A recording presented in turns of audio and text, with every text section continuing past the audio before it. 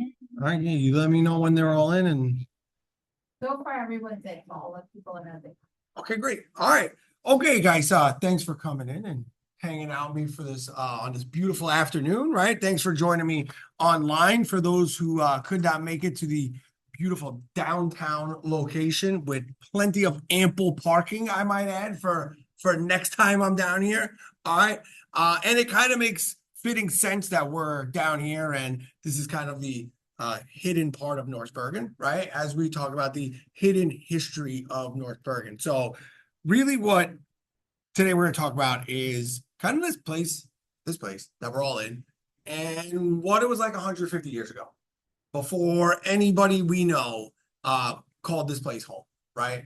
And what would have been going on here. And during the course of my research and looking at it on this, there's definitely some like things that still are like bugging me out a little bit about like what was going on here beforehand, especially when we talk about like where people were getting water from and like where that location is today. So we'll get into this and we'll talk about this. So again, now, if I was crazy enough to take you guys on like a walking tour to like Tunnelly Avenue, which I don't think the library has insurance to cover that, but if we went down to Tunnelly Avenue today, we would see traffic, right? We would see, depending where we are, rail line. We'd see industrial buildings, and more recently, we'd see a ton of residential development. Okay. And again, you probably wouldn't think to yourself, like, hey, this was probably really fertile farmland ever. Okay. But it was, right? It was one of the most, it was not one of the, it was the best place to farm in the area.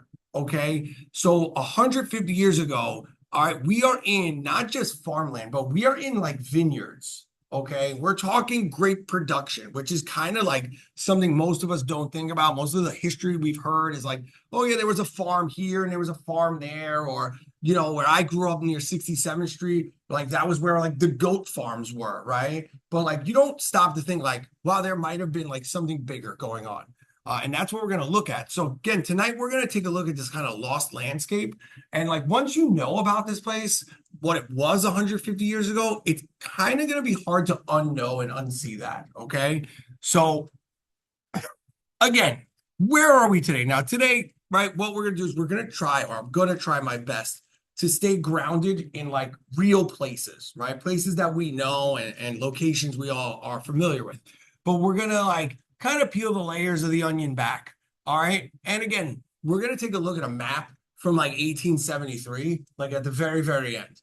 And most of the roads we know today don't exist, right? Like Kennedy Boulevard is there. It wasn't called Kennedy Boulevard, but it's there. And then Tunnelly Avenue's there, but it wasn't called Tunnelly Avenue.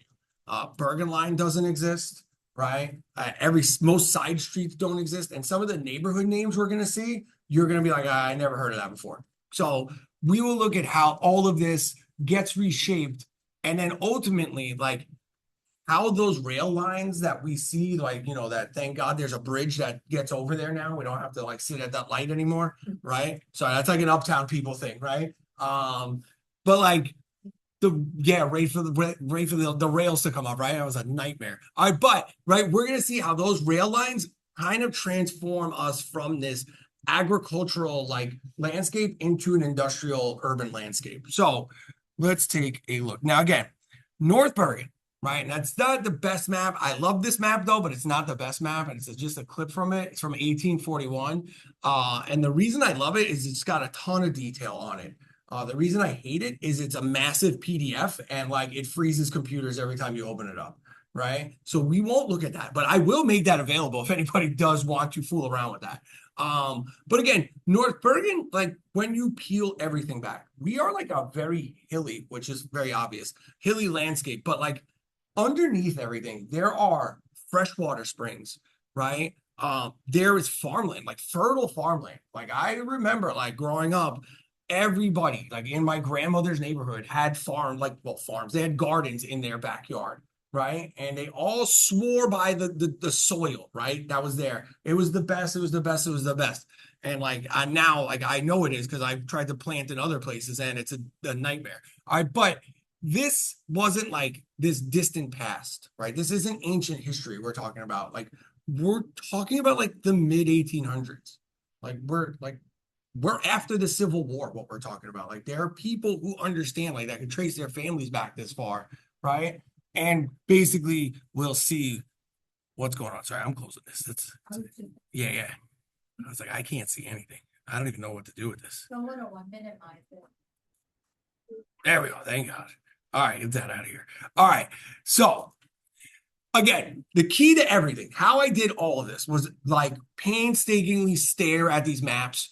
And my wife was like, get off the computer. Like, what are you looking at? And I'm like, I gotta find this guy's farm. And she's like, stop. Right. But she's from Union City originally. That's why she does that. Okay. Now, again, these are the key to everything, these maps. All right.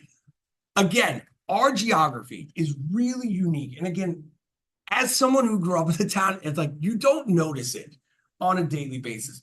But the town sits on top of a ridge, right? We sit on top of the Palisades, right? Almost all of the town slopes downward, right? Out into the meadowlands. And that's going to help us out, right? And again, the town is built on this slope. It's very dry. We're elevated, so we avoid a lot of flooding, okay? And the area is very well drained, okay? So when it comes to farming, this is like prime real estate. Okay, now this last line, I will admit I got a little dramatic here, right? This isn't just geography. This was a destiny, all right, for North Bergen to be this farmland. Now, what we see first, we'll talk about water because you can't have any civilization, any society, you can't have anything without water, right? You got to have water. Okay, so when we look at some of these areas, there's going to be natural springs pretty much all over Hudson County. Okay. All of them are called Indian Springs. And like some of them are like Little Indian Spring, Big Indian Spring, right? Indian Spring here, Indian Spring there. Okay. North Bergen's going to be home to the Big Indian Spring. Okay. They will provide clean water, cold water, and people even eat the water. And again, when I tell you what street this is on, you're going to be like, I wouldn't eat anything off of that street. But like you could get watercress, all right, from these places. They're not decorative. They are not fancy. Like, sometimes people will think of like fresh water, right? Springs, and like in Hudson County, we often think of like Sybil's Cave down in Hoboken, right? And has a beautiful archway built around it. No, these are straight functional, right? There's nothing fancy about these things. So again, that image is kind of what we would have seen if you wanted to go get water. It's very simple. Now, this is a map, right? And again, I chose this one because it gives us kind of a couple of geographical locations, right? It gives us the village of New Durham, okay? And it gives us Three Pigeons. Now, this road that's coming down here, right, through where it says Three Pigeons, that's Hackensack Plank Road today, okay? This road here, Tunnelly Avenue today, okay? So again, this spring, as you can see it's on the property of James G. King. King is not a North Bergen guy. He's a Weehawken guy. And he's also filthy rich for the time. Like he was a judge. Like this guy had some money. So of course, he's going to buy the property where the water is. Okay, he's going to be able to afford it. But you could see that this spring is here, and it's going to overflow enough to feed out to the rest of the area. Okay, now the springs here again, they're known for the clarity of their water, right? And the coolness, always cold. Okay. In some places, again, we have watercress. We have edible plants that are growing in the area. Okay. And they all lead to some type of flowing water. All right. On this other property, right? If you follow the river up to where it gets cut off, right? For us in person, it's a little easier. I'm pointing. But if you see that little black box, okay, that's the property of the Greenleaf family. They also found a way to access the water there. They had a pump house that they were able to pull water from wherever this source was from and also, supply water. So there was a bit of a competition between these two guys. King being that Weehawken guy, and the Greenleafs, they were like North Bergen people, right? Like they're like founders of like, Grove Church, right? So they're like true blue North Bergeners. So like they were there more for like, for the people. All right. King was there for the profit, right? Either way, I'll get off my soapbox on that one, right? That's a whole other argument. All right. Now, again, look, before plumbing, right, which none of these people have in their homes, right? Things we always think about, right? This is before infrastructure, right? There's no way to get water to your house. This is where you're going to get water on the daily basis. You have to walk to these places. And again, as the town develops, right, most of North Bergen will be born out of this New Durham section, right? It's gonna be only like the few brave people and like people willing to roll the dice and start settling up near Hudson County Park, where the only other freshwater source is up there. Oh, we got late people. We should, guys, 6:30. All right. 6:30. 6:30, man. Got that Protestant background. I start on time. Okay.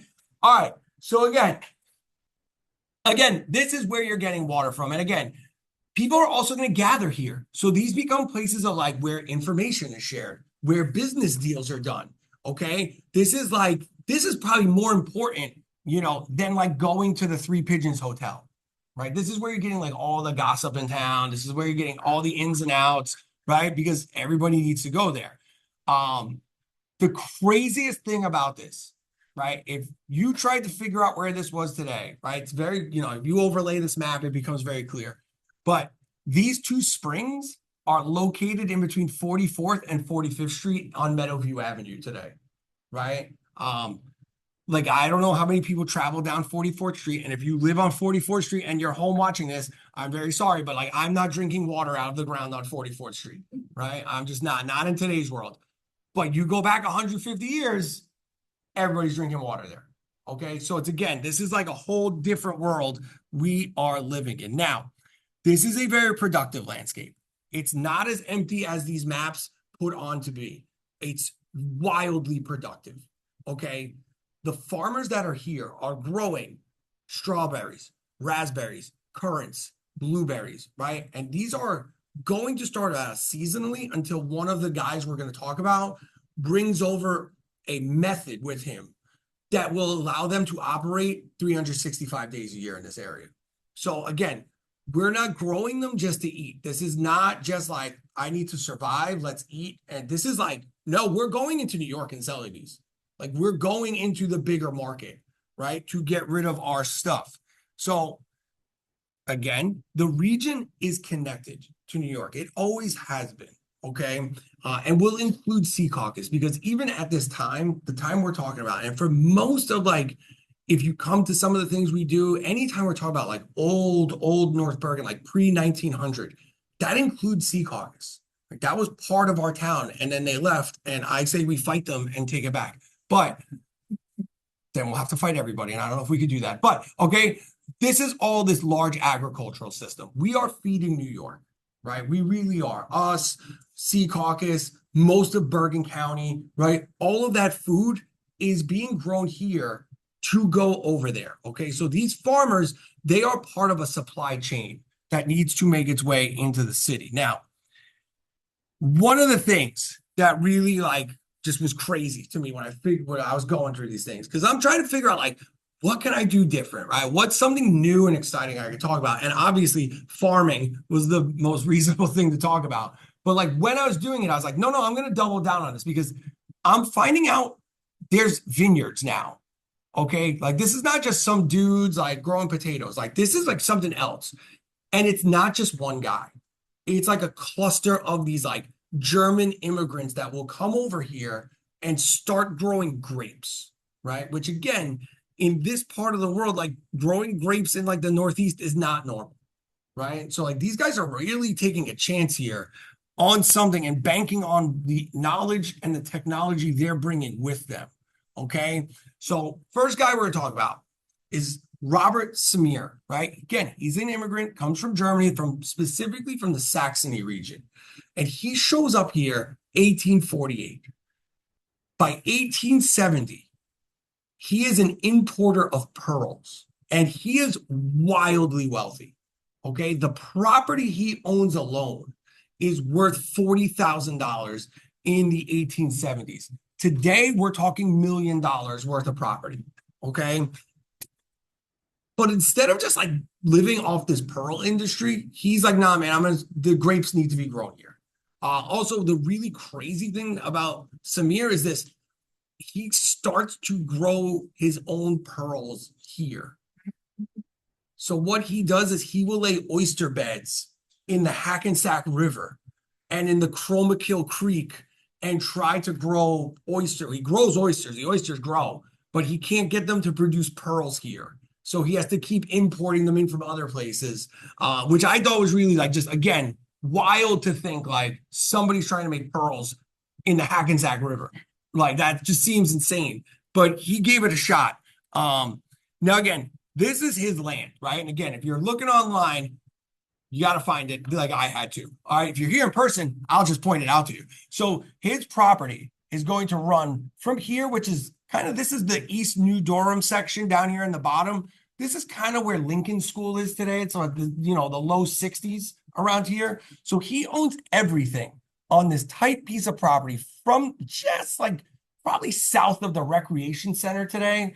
And he runs everything across Hackensack Plank Road, which is Tonley Avenue today, all the way out to where the railroad station will go. Okay, so again, this is all grape vineyards. Okay, today it's the North Bergen DPW. Same thing, kind of. Okay, but again, he's got a massive piece of property and it's all sloping downwards. So he's going to benefit from the geography of this area. When it rains, the water flows downhill. Okay, so he's got prime real estate. Samir's not alone. There's two other guys.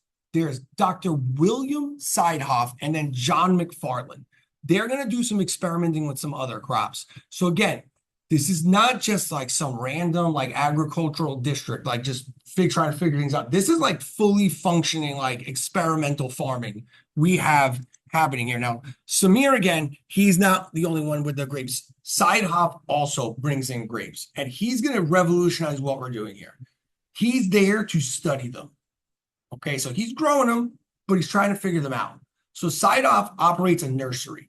Okay, he experiments with these cultivation techniques and then even writes like a book about grape growing. And it's all from his experiments here in North Bergen. I did not read it. I got through like the first 2 or 3 pages and I was like, this is not for me. But in the grape world, big book, huge book in the 1800s. At the same time, he brings over this method from Germany. He introduces it here, first in North Bergen. And it's basically going to set up heated greenhouses where he's going to grow fruit in the middle of the winter.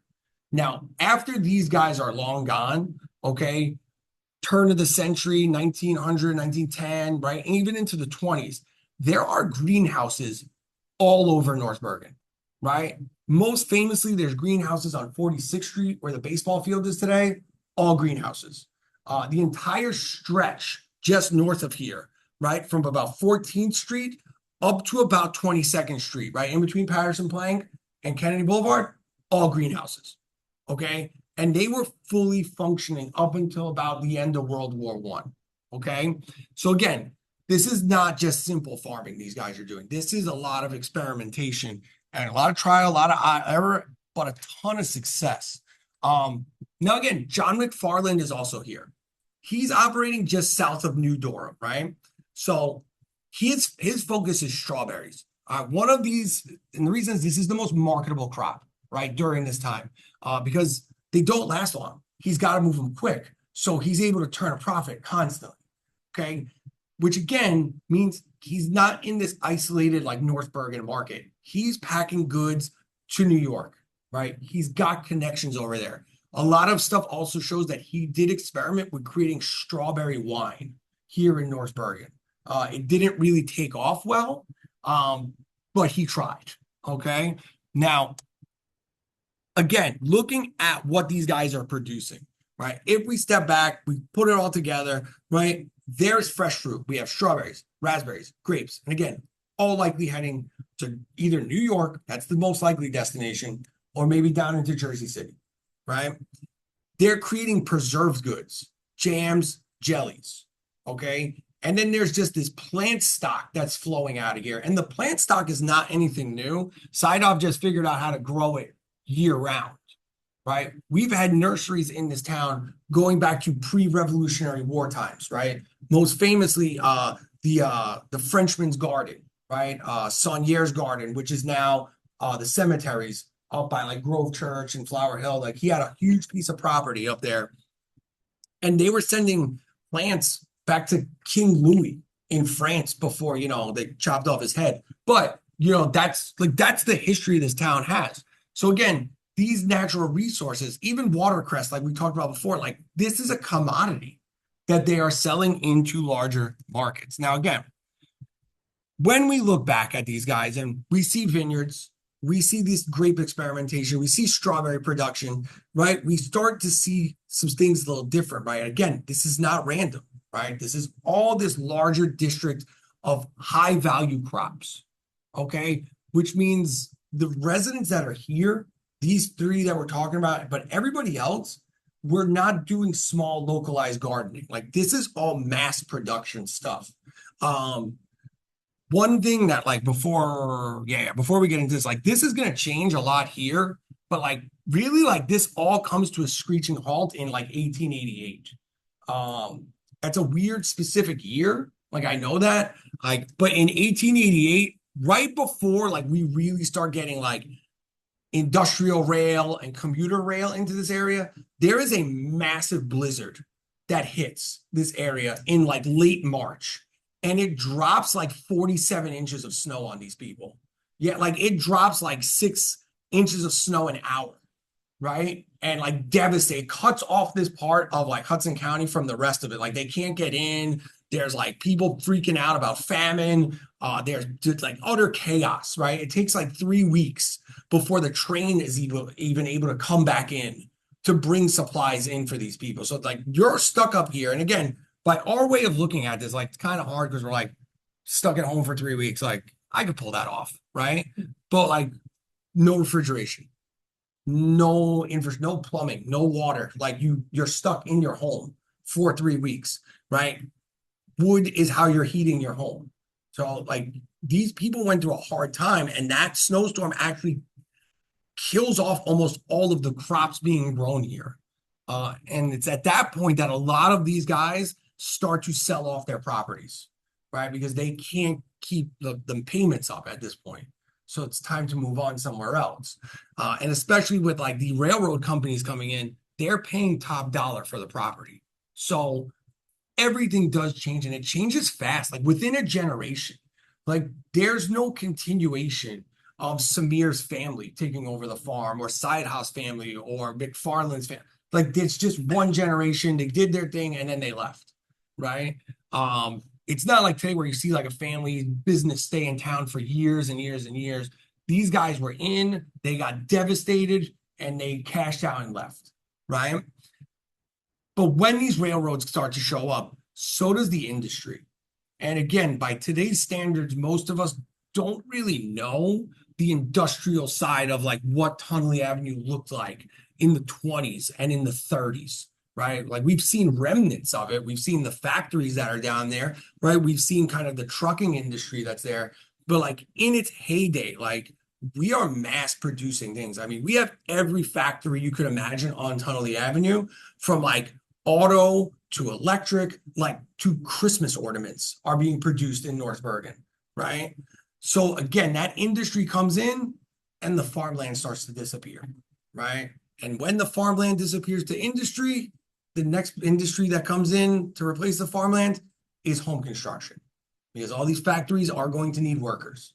So that's why if you ever notice, the more you head up Tunnelly Avenue, the more residential it gets, right? And that's not like an accident. That's because all the heavy industry is the southern end of town, right? Going into Jersey City, where like workers need a place to live. So they build up the northern end, okay? Now, today, right, the land is rail, it's infrastructure, it's traffic. Where Samir's house stood, it's now the site of the Public Works building, okay? Sidehouse house, long gone. McFarland's property, it's homes and stores now at this point, okay? So like even any marker left by these guys is completely gone today. But like, hey man, like the vineyards are gone. I know that's a bummer, right? The springs are now hidden. Okay. The farms are gone, but the land is here. The slope that made this possible is still here. The water that made this possible, it's still there. It's still underground, right? The shape is all still here. So now that we went through all this, now that you saw all this, I hope that you'll be able to see North Bergen a little differently than just a place that's very hard to find parking. All right. I'll take any questions about any of this now. If you got any questions, you need me to start over because you showed up late, I can always do that. Sure, go ahead. The grapes, Yeah. did they grow any of them for wine? So oddly enough, there's no proof that they grew wine, right? There's no proof that they grew the grapes for wine. So everything seemed to be more for like jams, jellies. You guys have to remember too, like late 1800s New Jersey has like really, really strict alcohol laws. Even North Bergen has like a series of like blue laws, like where you can't drink on Sundays, and now you can't drink on Saturdays, and now you can't drink like during certain weeks of like the winter. Like there was all these wacky laws of when it came to alcohol, right? So I think when they were doing this, they didn't see a production value to sell locally, where they were like, yeah, we could just sell this, you know, the leftovers to these guys, where they're competing in a market like with New York. It's a much more difficult market because you have like wine importers in New York City. So like you have people bringing wine into the city. It's a higher quality. The name brands are known. And again, even when you look at who these guys are, like your German immigrants are here, right? Your Dutch immigrants are here. They're not like the wine culture that like may follow later on when you have like the mass waves of like Italian immigration, right? One thing that I can say for sure that is probably why they're not doing it, and this is just one example. At the same time these guys are all in operation, the Brooklyn Bridge is being built. Okay. So now why I'm bringing up the Brooklyn Bridge, you're probably like, where is he going with this, right? If you've ever gone to the Brooklyn Bridge before, and if you haven't, I highly suggest going. It's a great piece of architecture, right? And it's got a lot of history. If you are ever getting on the Brooklyn Bridge, you'll notice there's caissons where the bridge anchors in to Manhattan, and then the same thing on the Brooklyn side, right? Take a walk off the bridge and go around the side. All right, you'll notice there's doors. So when the bridge was built, in order to make some money, those are empty underneath because when the bridge is built in the 1800s, there was actually wine cellars in there. And it had some of the largest collections of like imported French wine and champagne. They kept it there because it was naturally cold. The bridge is granite. So like that's again, like these guys are businessmen too. They're not just farmers. So like they understand like where they're going to make money, right? Where if they're trying to grow wine, that takes a long time, right? Because now you got to ferment, you got to bottle, you got to do all this stuff. They're not going to try to compete in that market. So that's kind of why we have no wine. And that's why McFarland probably experiments with like strawberry wine, because he probably was like, this is a thing. Nobody has this. Let me give it a shot. And from all accounts, he fails miserably with strawberry wine, but I've never had it, so I can't knock it. But yeah, any other questions? I guess I'll take some from the chat here. Let me see here. Interesting.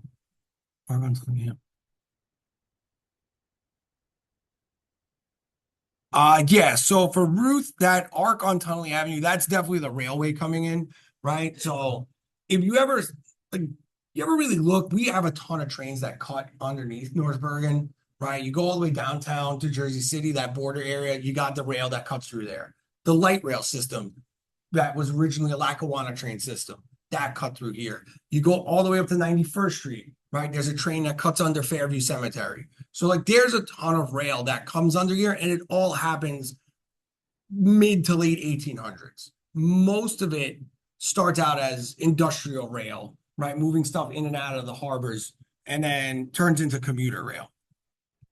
There we go. You know what? Listen, as a Hudson County guy and North Bergen guy, yeah, sure. I'll say that we're the reason. It's us. Take that, Monmouth County. All right, but no, I can't say we get the credit for that, but I think we play a part in it, I would assume, considering, North Bergen is one of the oldest towns in the state, right? We're part of the original town that's settled here, the township of Bergen, right? Which will become Hudson and Bergen counties, right? So we might have a hand in the name making. So who knows? No, sorry, the racetrack is a whole other night. That's hours and hours of information where I just yell and scream about, the insanity that happens up there.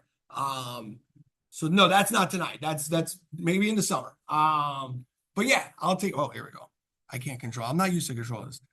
Yeah, the recording will be online at one point. The library will put it up and it'll be on their page somewhere, somehow. All right. Any other questions about anything? Sure, go ahead. When did the Hackensack River begin to become polluted? So I'm going to say it probably always was polluted. It's just a variation of what pollution we're talking about, right?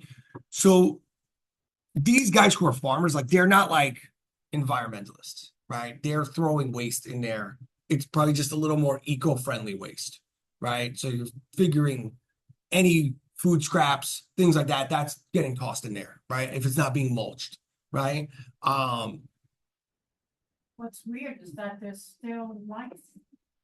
Yeah, I mean, not to there's crabs. Yeah, not to quote Jurassic Park, but life finds a way, right? The river, the Hackensack River really won't get polluted to like the extent we think of it today until like 1915-ish, like as the build up to World War I starts and we have all those factories there. And then we have everything, sailing in and out of the area. Same thing with our end, right? In North Bergen, we're not really on the Hackensack River. We're more on like Chromakill Creek. And like, we probably didn't do the best things back there, right? With all those factories back, especially back on like Railroad Avenue and all the stuff on West Side Avenue that was originally back. Probably didn't do the smartest things. What a lot of people don't remember is like the EPA doesn't exist until like Richard Nixon is president. Right. So like there's a good stretch of like 50 years where you just do whatever you want. Right. There's no rules. Right? There's no guidelines saying like, hey, don't dump oil in the river. That might be bad in the future. Right. It's not until the Cuyahoga River goes on fire in Cleveland that they say, hey, maybe we shouldn't do that. So again, the river really does supposedly it's getting cleaner, right? I mean, I've been kayaking in it. I didn't feel weird, but like, I didn't go swimming in it, but like, went in a kayak, seemed okay. But I think all of these rivers are starting to clean up just naturally because there's no more industry, right? It's all residential for the most part. Like even if you go out to the Passaic River, it's all residential now, right? Most of the upper Hackensack part, right? It's all residential now. Even the Hudson, it's all residential now. So like they're trying, I guess, Well, somehow. I've been on the Hudson for about 10 years. And when I first moved, and I'm talking about Edgewater, there were so many birds, so many seagulls, so many different kinds of birds along the shore. And in 10 years, it's gone way down. Right. So that there's hardly any birds. Yeah. So I don't know if it's getting better. Doesn't seem to be getting better. Yeah, I mean, I don't know. I mean, it all depends. I think, my personal opinion is it's just the overdevelopment of everywhere. They're going somewhere else, right? They're as bird brains, right? They call it, but they're probably a little smarter to have to figure out a habitat that's gonna supply them with what they need versus, what we need, right? But yeah, so that's that. Take anything else? So you mentioned Seacoast was part of North Bergen. Oh yeah, It was more than just Seacoast. it was right? everything. Everything. It was everything. North Bergen is created in 1843, and it's everything north. Today's like marker that I give you, it's everything north of Journal Square. Right? Everything north of Journal Square. So at one point, part of Jersey City belongs to us, right? Everything. Now, belongs to us, right? That's it's a loose interpretation of the law, right? Originally what happens is 1840, the county split, right? Bergen County, for some reason, wants nothing to do with us at this point. So they call us, the entire county of Hudson County is called Hudson County, and the villages of North Bergen. Why they went with that, I don't know, because if you look at a map, Bergen County is further north than Hudson County. So it still doesn't make, then nobody's ever explained it. Any detail, any document doesn't explain why they called North Bergen south of Bergen. Like nobody explains that, right? But when the counties are created, Jersey City says, we want to do our own thing. And the county goes, okay, cool, go create yourself. And they draw a line on the rail line. So that rail line that the path follows is an original industrial rail line. That divides everything. Jersey City gets created. Then it's the villages of North Bergen, right? And then little bit by little bit, like the Heights breaks away and all these little neighborhoods in Jersey City, you know, they're Hamilton and Chelsea. They all have like these pretty names, right? And they all start to break away. Eventually, Jersey City absorbs them. Then all that's left is, again, the villages of North Bergen, right? Which will be everything else. Hoboken then breaks away, okay? And then once they break away early. Civil War happens. North Bergen is everything still. Once the Civil War happens, that's when everybody starts to break away. And you get Union Hill Township, right? You get West Hoboken breaks away. You get Union Township. And that started a whole fight because there's Union Township and then there's Union Hill Township and there's a naming argument. And eventually Union Township caves and goes, we'll just call ourselves West New York because we're west of New York, right?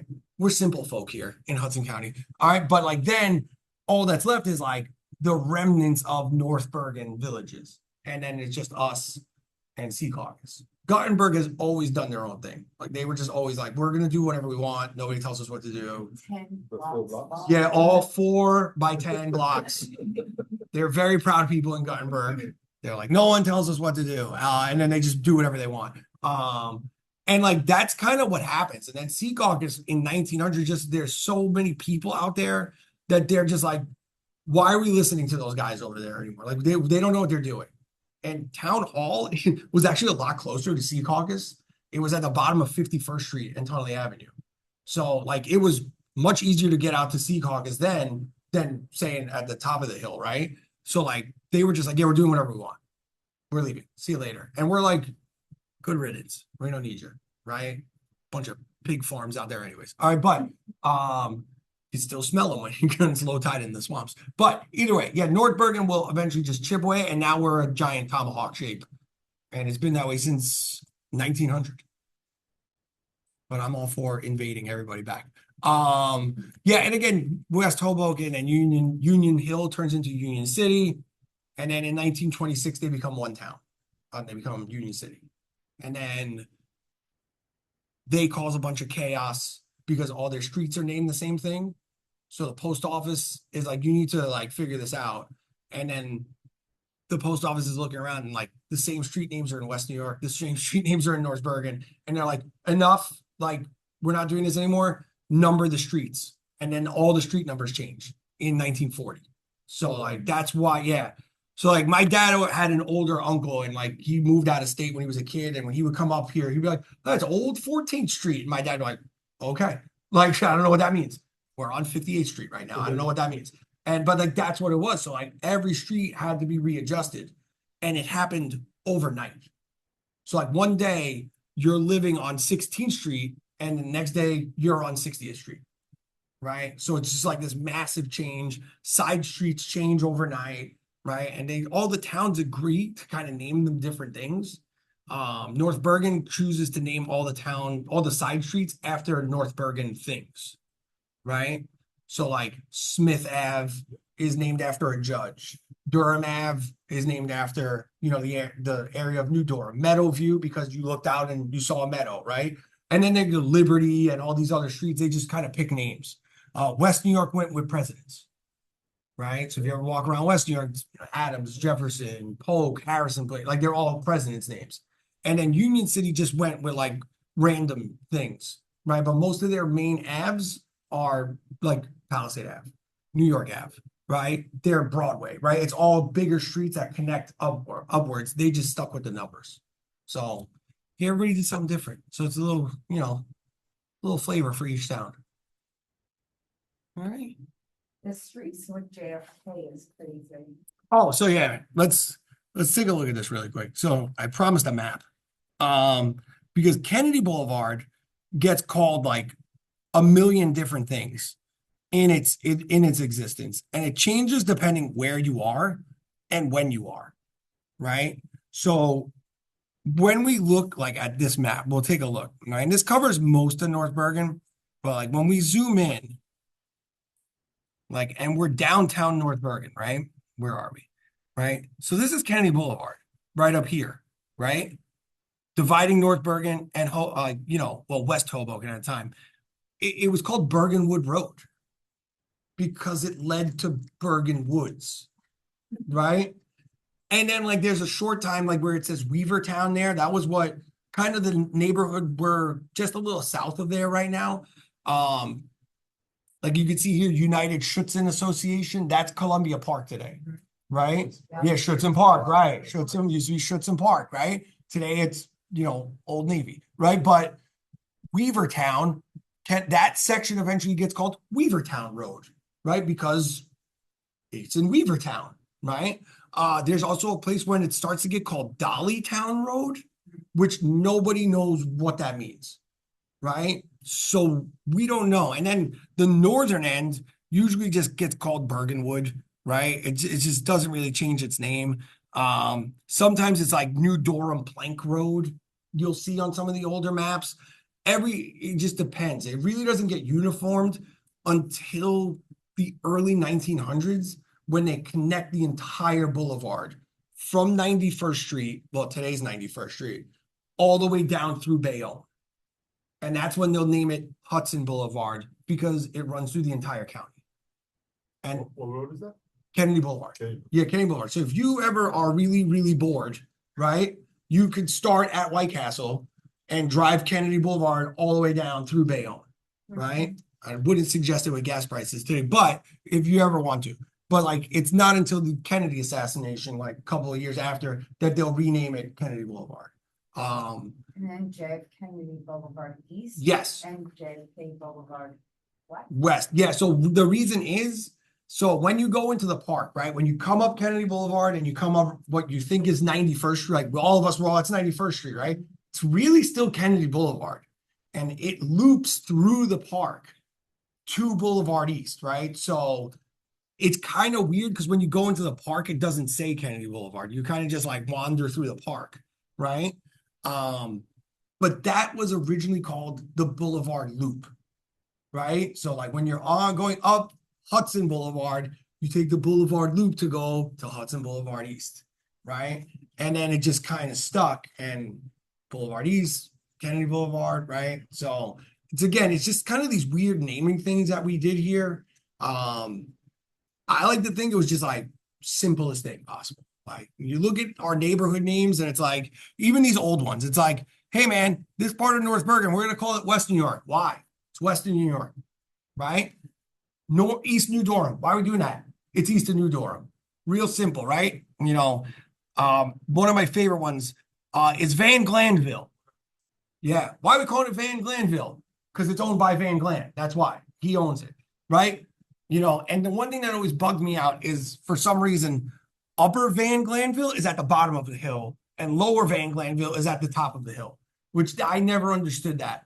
And then that's another, Buena Vista, right? Like that's crazy to see that. Awesome. But when you think about it, that's where Town Hall is today, right? And if you went back to 1873 when this map is made, it is a very good view. It's a beautiful view. When you look out onto the meadows, you would be able to look out and see like the Watchung Mountain Range, right? Like it's a beautiful view. So like, why not, right? Why not give it a shot? Call it that.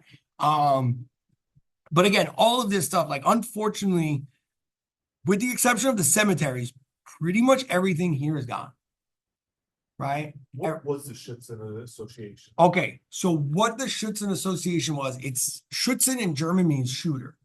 So it starts out as just a shooting club for like these German fraternities. Some of them were based, most of them were based in like Hoboken and New York, and they would come over here because there's nobody here. So they're able to just like have shooting contests, right? And do whatever they want to do. And then it will start to evolve into this bigger thing as you get more immigrants from Germany coming over. And it really like it reaches its pinnacle like right before World War II, right? It kind of like lulls a little bit. Like during World War I, a lot of the folks there start to be like my dad's German. Like I'm not. Like there's like a bit of shame of being German after World War I. I mean, even in North Bergen, like we could see all the way. Does this have it? Yeah. So you can see here on the map right here, this is Germania Place. It's Liberty Avenue now. And they rename it that during World War I. Right? Because it's like, no, we want nothing to do with those people. Forget that street name. Let's get rid of it. Right? But back to the park. The park really just, it's gonna be a place. There's shooting contests, soccer matches, there's boxing matches, there's like German festivals that like go well on into like pretty much the early 2000s, right? They have the Volksfest, right? Great time, Volksfest. All right, but that was from what I remember. All right, but you go to this place, and again, it's just a sporting club. The crazier thing is the building that's there is not built by them. It's actually built by a guy by the name of William Cantello, who built it like about 100 years before they even show up. This is a guy who shows up like the 1780s, 1790s. And the legend is he's from England. He falls in love with somebody he's not supposed to fall in love with. Parents don't approve. He cuts and runs with like his inheritance and comes to beautiful Hudson County, New Jersey, and builds a castle there. We know what the castle looks like because when Schützen Park, when they take it over and it becomes the amusement park, the castle is still there and they turn it into a restaurant. So like we have images of what this place looks like, and it was all built by this guy to bring some girl over. And today there's a street in Union City named after him. There's Cantello Place, which is right next to the 495 entrance.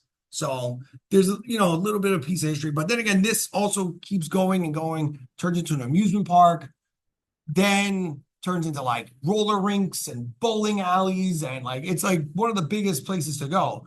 And then it all goes away when they build 495 and they cut the town right down the middle. There's a whole nother session on that part. Oh, that's a whole other one. That's like 3 sessions, that one. It's just on the park, just on these guys, like, and then the building of 495. So that's a long one. Maybe a walking tour, I don't know. But we did that place has also got a really like dark history to it as well, because like during the war, like there was a lot of suspicious activity going on in there. And there was a lot of people who were there and in this area who thought maybe the guy in Germany had the right idea. And really tried to like make some things happen here. And all the meetings happened right there in that North Bergen Union City area, which is just crazy to think about. And the guy who was in charge lived on like 45th Street. His house is still there. It's bizarre old world. He also has the greatest bad guy name of all time. His name was August Klopprot, which like it's a great bad guy name. But yeah, great piece of history there. Like 4 sessions now that I'm thinking about it. All right. All right, guys. Was there much going uptown in North Bergen? There is nothing happening going on uptown North Bergen because at this time, the map won't even go that far. No. So not a lot, right? I mean, North New Dorm, and you can even see like on these maps, there's nothing really happening, right? It's not going to be until you get way, way uptown that somebody at least gridded out property, right? And this is about 80th Street today, right? A little far up there, right? 81st Street, where they're going to be like, yeah, like let's Bergenwood Park, right? Is what they call that side of Kennedy Boulevard, but like not much happens there until about like 1900. give or take 1910, we'll start seeing all the big, and that's really when all of this town gets built. 1900 to about 1920. Everything you see today gets built, and it's built in like record time. All of the Woodcliff section, right? All of the racetrack comes like in 1920. Those houses come in the 20s. Everything on the slope going towards Tennessee, they're all built, especially along Kennedy Boulevard, 1900 to 1920. It's those other houses down towards the end that like come 20 to 40. So like this whole area just starts developing rapidly fast. But it was like great construction because most of these houses are still standing. But yeah, no, so that's fortunately not a lot of farming up north in town, just mostly down. Anything else? Online people? I don't know. What do I got?